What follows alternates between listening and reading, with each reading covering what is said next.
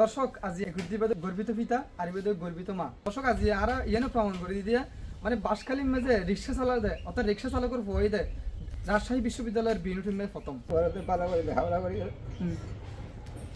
ভালোই করে গর্ব বলছে।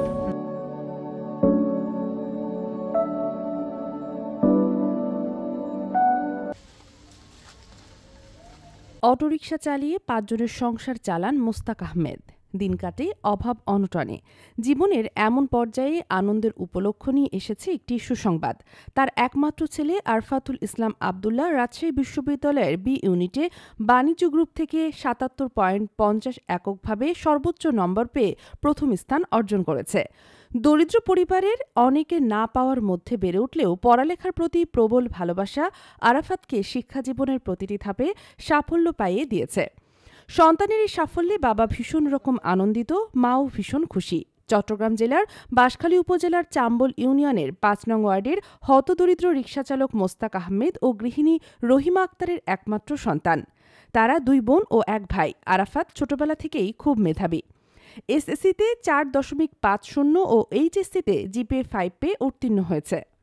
প্রথমে আমরা আমাদের দেখো বাসখালীর পক্ষ থেকে তোমাকে অভিনন্দন জানাচ্ছি। তুমি বাসখালীর নামকে উজ্জ্বল করেছো। বিশ্ববিদ্যালয়ে পড়ার স্বপ্নটা কিভাবে আগ্রহটা জন্মেছে যদি বলতে? আমি স্কুলে থাকাকালীন আমার থেকে মানে বিশ্ববিদ্যালয় শব্দটা আমি চিন্তাও না, কারণ হচ্ছে আমাদের এখানে গ্রাম পর্যায়ে মানে তেমন পড়ালেখার সম্পর্কে তেমন সচেতন নয়। আর আমি এই এসএসসি দেওয়ার পর এই মাস্টার জেনারেল ডিগ্রি কলেজ করতে ওখানে কলেজের মানে ফার্স্ট ইয়ারে থাকাকালীনও আমি বিশ্ববিদ্যালয় সম্পর্কে কোনো জানতাম না। যখন সেকেন্ড ইয়ারে উঠি স্যারদের মুখ থেকে শুনতে আমার থেকে একটা মানে এই ভার্সিটির একটা আসছে। আর আমি মানে দেখতাম ফেসবুকে দেখতাম ঢাকা ইউনিভার্সিটির একটা মানে রিলসগুলো দেখতাম কতগুলো, সেগুলো দেখেই আমি অনুপ্রাণিত হয়ে যে আসলে মানে ঢাকা ইউনিভার্সিটির আমার থেকে মানে এখানে পড়তে পারলে আমার জীবনটা একটা শাইন হবে। তোমাদের যখন অর্থাৎ বিউনিটি রেজাল্ট দিচ্ছে রাজশাহী বিশ্ববিদ্যালয়ের, তুমি দেখতেছো যে রেজাল্টের মধ্যে তুমি প্রথম, তখন তোমার কোন বিষয়টা প্রথম মাথায় আসছে? রেজাল্ট যখন দিচ্ছে আমি হচ্ছে যে আমার থেকে একদম মানে অনেক খুশি লাগতেছে, কারণ হচ্ছে যে আমি যে স্বপ্নটা হচ্ছে যে এইচএসসিতে আমি একদম মানে মনে মনে একটা করছিলাম যে সেটা যখন পূরণ হয়েছে আমার থেকে মানে অনেক ভালো লাগছে। তোমার দৈনন্দিন মানে রুটিনটা কেমন ছিল? আমার দৈনন্দিন রুটিন বলতে আমি নামাজ, খাওয়া আর হচ্ছে যে মানে ঘুম ছাড়া আমি সবসময় পড়া, আমার থেকে মানে তেমন ছিল না।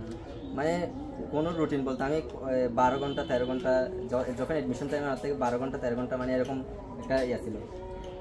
বিশ্ববিদ্যালয় ভর্তি পরীক্ষার জন্য কোনো সহজ টেকনিক আছে কিনা? বিশ্ববিদ্যালয়ের ভর্তি ইয়ার জন্য সহজ টেকনিক বলতে আমার থেকে এসএসসিতে থাকাকালীন সময় আমি পুরো বই একদম A to Z পড়ে মানে একদম খুঁটিনাটি সবগুলো করে পড়ে গেছিলাম। আলহামদুলিল্লাহ আমি যখন এডমিশনের জন্য যাই তখন থেকে আমার থেকে মানে তেমন প্রেশার নিতে হয় না, মানে আমার থেকে সবগুলো যত পড়ি তত মজা লাগতেছিল। পড়ালেখার একটা আছে মানে ইন্টারেস্টিং কাজ করছিল। তো যখন মানে টেকনিক্যালি পড়লে আসলে মানে প্রথম হওয়াটা তেমন না। ভর্তি পরীক্ষার জন্য কোচিং কতটা গুরুত্বপূর্ণ? ভর্তি পরীক্ষার জন্য কোচিং গুরুত্বপূর্ণ বলতে কোচিং হচ্ছে একটা গাইডলাইন দেওয়ার একটা তো এখন যদি মানে নিজের থেকে তো মানে গাইডলাইনটা পাওয়া আসলে তেমন না, মানে যদি অনলাইনে করলেও তেমন পাওয়া যায় না, মানে অফলাইনে করাটাই আমার জন্য আমি বলি বেটার।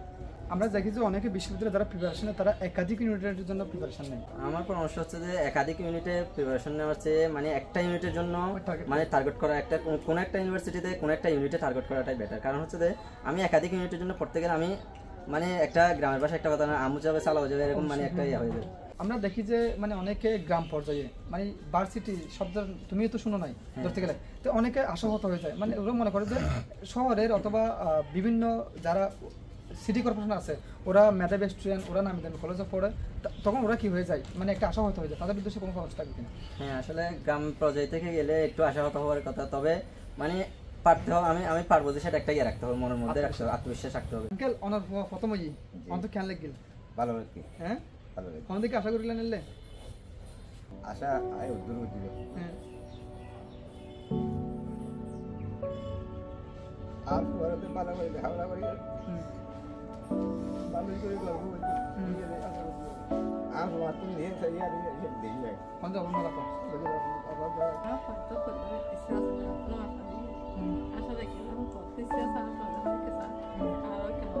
যারা তোরা জুনিয়র ব্যাচ সকল পরীক্ষা দিবি তার উদ্দেশ্যে কিছু হবে আছে না?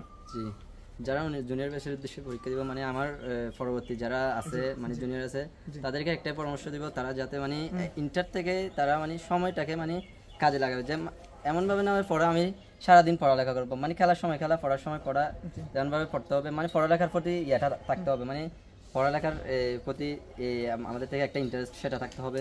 তারপর হচ্ছে যে ইন্টার দেওয়ার পরে ইন্টারে ভালো করে পড়লে এসএসসির জন্য একটা মোটামুটি প্রিপারেশন, এডমিশনের জন্য একটা প্রিপারেশন হয়ে যায়, সেটা আমি মানে আমার ইয়া থেকে বলতেছি।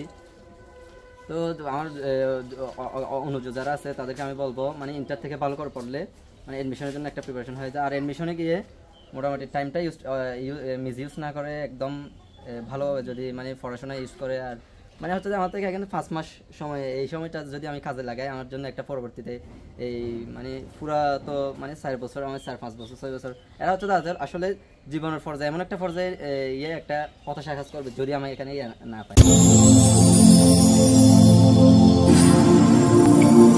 দেখো বাঁশখালী, দৃশ্যমান বাঁশখালীর প্রতিচ্ছবি।